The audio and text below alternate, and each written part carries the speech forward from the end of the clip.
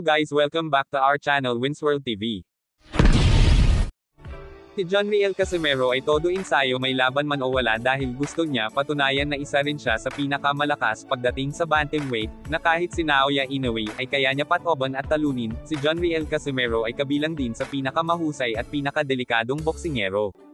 Gustong-gusto na makaharap ni Casimero itong si Inoue, pero mailap parent sa kanya ang The Monster at halatang naduduwag at parang hindi naman interesado si Inoue makipaglaban kay Casimero.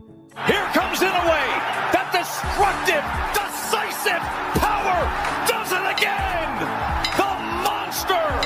A 4-division world champ! Huli ngang hinamon ni John Riel Casimero ang The Monster ng Japan na si Naoya Inoue, at naging maingay na naman ang pangalan ni John Riel Casimero sa bansang Japan. Pero bago daw harapin ni Naoya Inoue si John Riel Casimero ay uunahin niya muna kalabanan ang isang Pinoy na si Top Alice. Si Naoya Inoue ay walang talo sa 22 niyang mga laban, pinalaki ng 19 na knockout.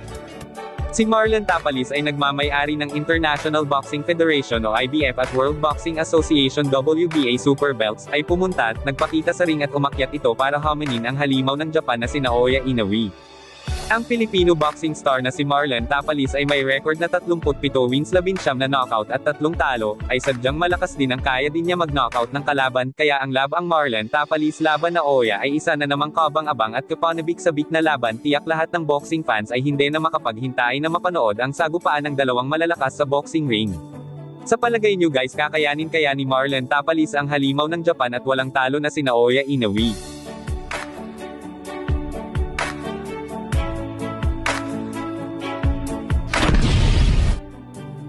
Thank you for watching. Salamat sa inyong panonood at huwag kalimutan mag-subscribe for more updates. And once again, this is Winsworld TV, saying peace, love, and good vibes lang tayo lagi. Okay, alright, God bless us.